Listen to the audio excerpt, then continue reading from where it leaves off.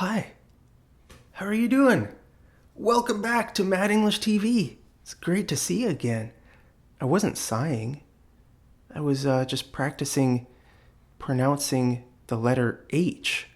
Did you think I was sighing? I wasn't sighing. Do you know what a sigh is? A sigh is when you go like this.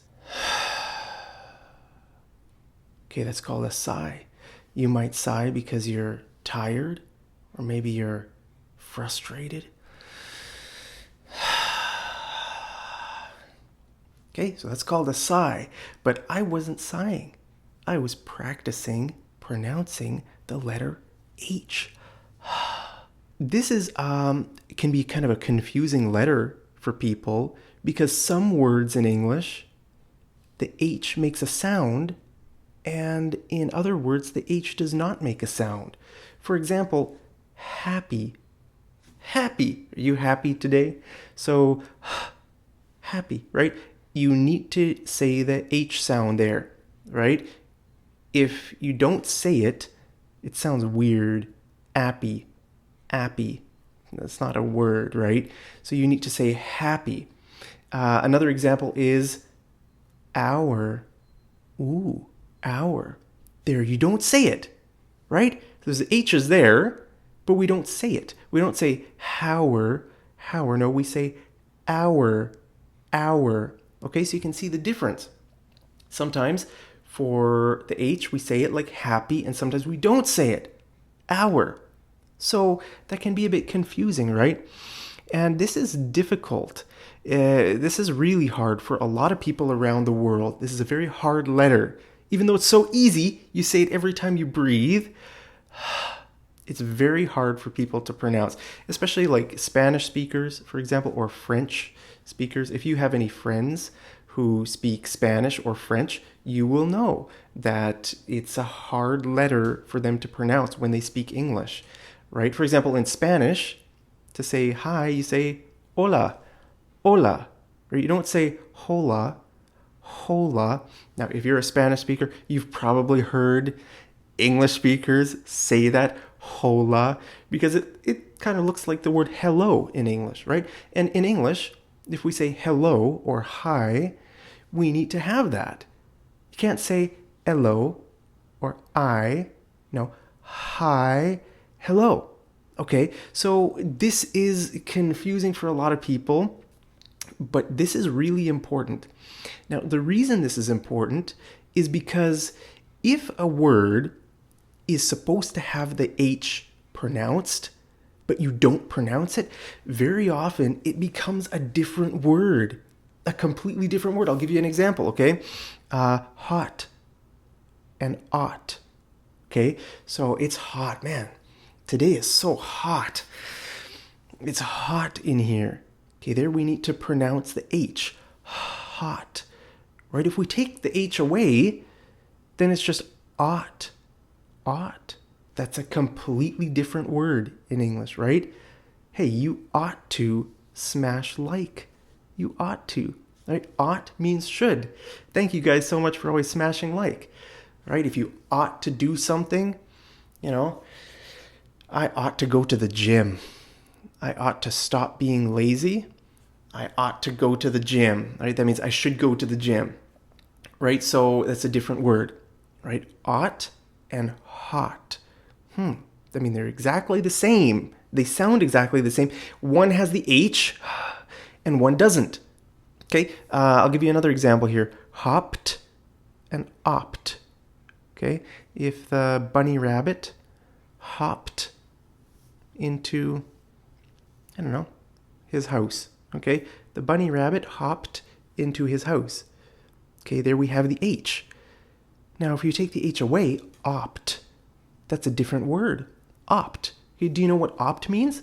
Opt means choose, to choose. Right, I'll give you an example. Let's say me and you are planning a party, right? And you ask me, hey, Mark, should we have pizza or hamburgers or hot dogs for the party?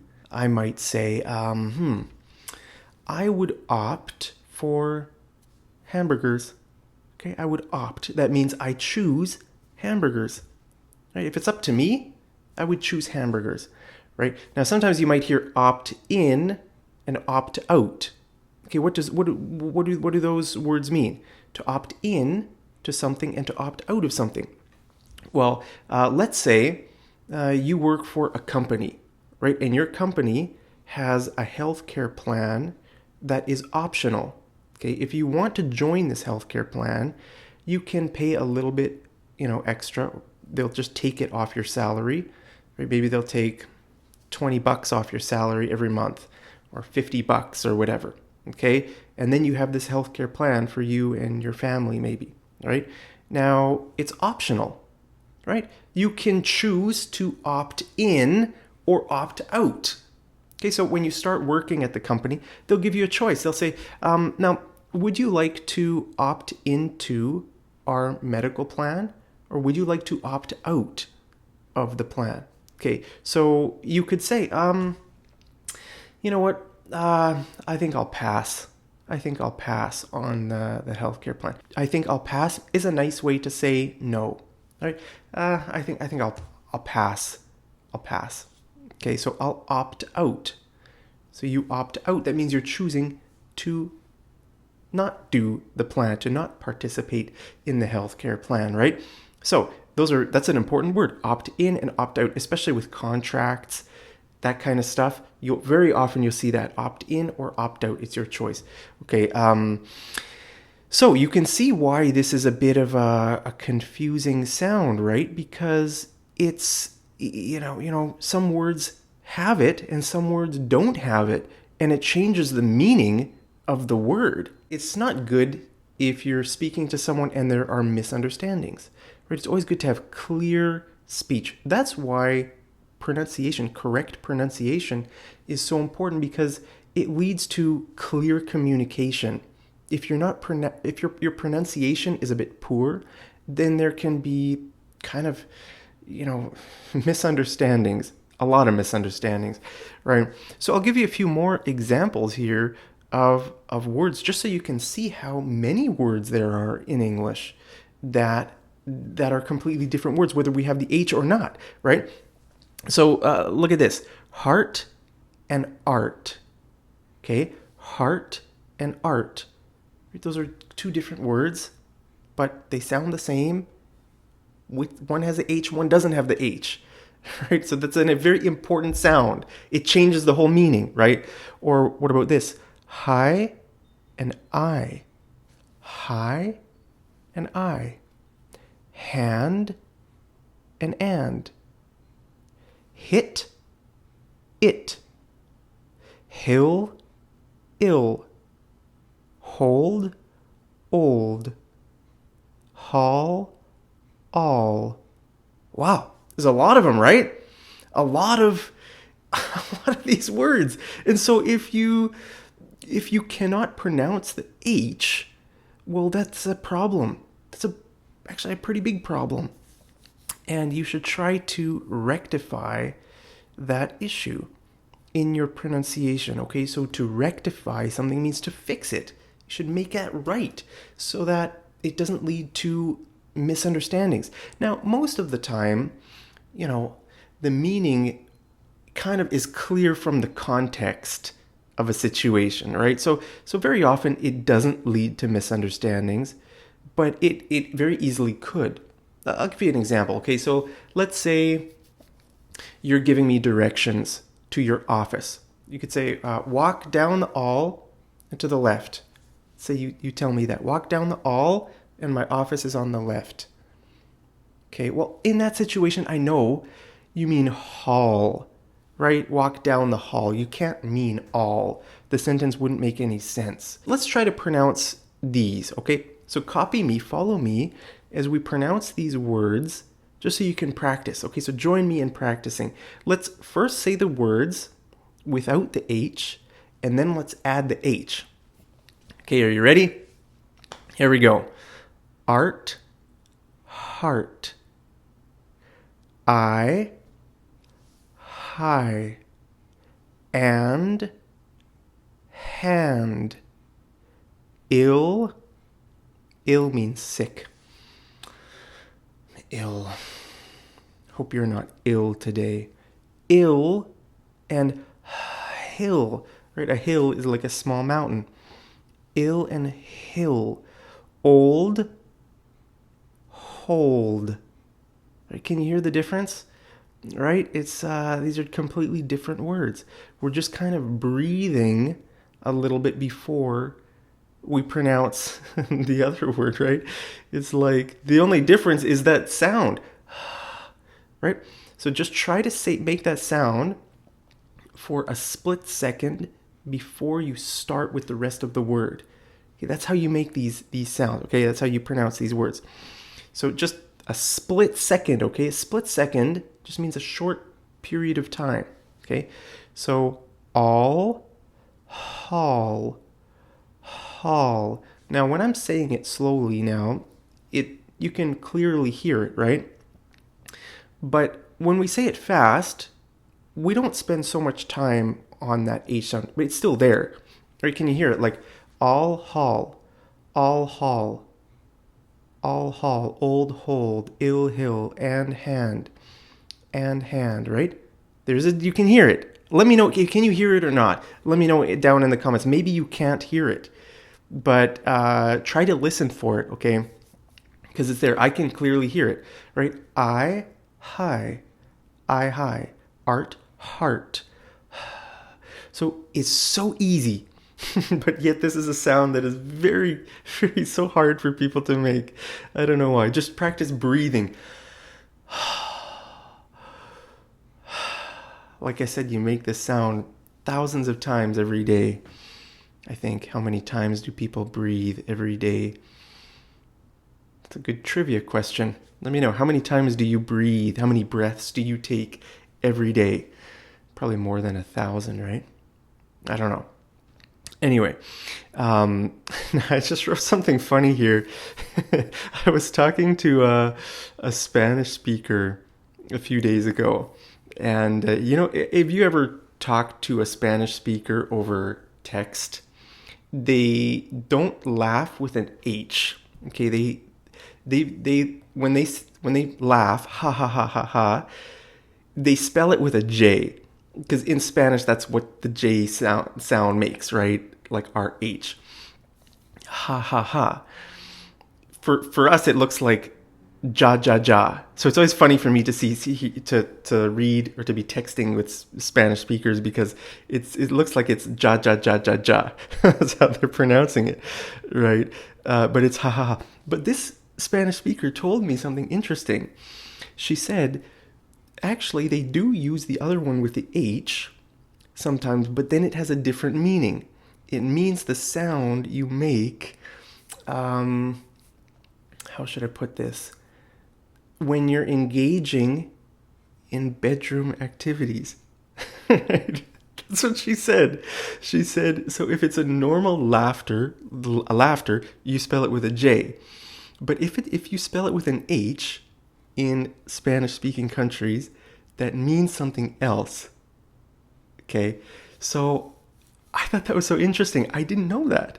I had never heard that before. If you're a Spanish speaker, let me know down in the comments if that's true. Confirm that for me, because I don't know. I just heard that one time. I don't know. I'm not an expert on these. I don't speak Spanish, so I don't know. I just thought that was funny how actually they do use the H. It just has a different meaning then, right? Then it's more like you're breathing heavily, right? Right. So, what else was I going to say here? Now, for some English words, it's your choice. Now it gets a bit confusing, because for most English words, it's fixed. You either have to say the H or not. For example, with the word happy, you have to say the H. You don't have an option. And with the word hour, 1 hour, 2 hours, you cannot say the sound H. Okay, so it's always that way. But for some words, you can choose whether you pronounce the H sound or not. There can be some debate on these words. For example, the word herb or herb, right? Herbal or herbal. If you drink peppermint tea, before bed or chamomile tea, you are drinking herbal tea or herbal tea, right? So which one do you say? I've heard both. They're both very common. Herbal teas. Those kind of teas are called herbal teas, not black tea. Okay, black tea is not considered herbal teas. Usually, herbal teas, I think, are caffeine free. Maybe not always, but very often they are, like chamomile, peppermint. What other ones? I don't know. There's those common teas that people buy, right? Sometimes it's like a bunch of different spices. I think there's one called earth tea or something, or I don't know. It's just different ones that you can buy in the store, right in a tea bag, and you just kind of dunk it a few times, and maybe like fruit flavored ones like blueberry, or like citrus. I don't know, right? Mango. I don't know. Just different flavors of herbal teas or herbal teas, right? So that's an example of where you can choose. It might be a regional difference. Some people in one area might say herbal. Say some people in another area might say herbal. Okay, so let me know. Do you pronounce the H in herb or herb? What do you say, herb or herb? Yeah, so for some words like that in English, it's your choice. You can choose. But for most words, it's not optional. Okay, you have to say it a certain way. So, the problem is if you cannot pronounce this sound, that means you cannot pronounce so many English words properly. So many English words start with the letter H. Like I just told you, so many of those, right? Heart, hand, hit, hill, hold, haul, hopped, hot, happy. So, it would be a great idea to just try to practice this. And the way to do it is just to breathe a little bit. I mean, just practice. Before you say it, just breathe a bit. Hand. Hand. Hoop. Basketball hoop, right? You need to shoot the basketball into the hoop, not the oop. That's not a word, oop. Hoop. Hoop. Right, so it just requires some breathing. Now, this is a good segue into my next video, which is going to be about the word an. A-N. Do you know how to use the word A-N? Should you use the word A-N before a word that starts with the letter H? That is an interesting question, isn't it? You're going to have to stick around for the next video. It's kind of an interesting topic. Is it a historic event or an historic event? You're going to find out in the next video here at Mad English TV. Anything else? Oh yeah, I was just going to tell you the word segue, right? I said this is a good segue into my next video. Okay, the word segue means like a transition, right? So we were talking about pronunciation of the letter H, and now I want to transition into the next video, right? Which is going to be tomorrow. But it's a good segue. It's a good transition. All right, so that's what segue means. Well, there you have it, guys. Hope you find that helpful. Like I said, I just wanted to kind of just make a pronunciation. It's been a while since I made a pronunciation video. I hope to make more pronunciation videos soon. Pronunciation is important. It's important. So, hopefully in the coming months, I can make more pronunciation videos just to help you, just to, to bring to mind how important this really is. Like I said, all these different miscommunication, misunderstandings can arise from poor pronunciation. But hey, don't worry about it. Everybody's at a different stage in their learning. If you speak with an accent, strong accent, or weak accent, whatever your accent is, don't worry about it. It's just an accent. I love accents. I love hearing people all around the world. Italy, India, Australia. It's funny listening to different English accents, like New Zealand, South Africa, Ireland, England, native English speakers in all those places, but they just sound very different, right? So there's even different accents within English. So hey, if you speak with an accent, don't worry about it at all. It's just part of it's a beautiful part of your English speaking. But it's good to just to work on some of these things, just to avoid miscommunications, right? It's always good to have clear and what was I? Is it concise? Can I use that word? Concise? Maybe that's not the best word. I'll just use the word clear. It's always good to have clear pronunciation, to speak with a clear voice, right? So that the other person can understand you clearly. So there it is. That's my tip for you guys today with the letter H. Thank you so much for tuning into this video. I'll keep practicing my letter H, and I'm not sighing. So friends, if you want to practice the letter H, then maybe you need to be a bit sad.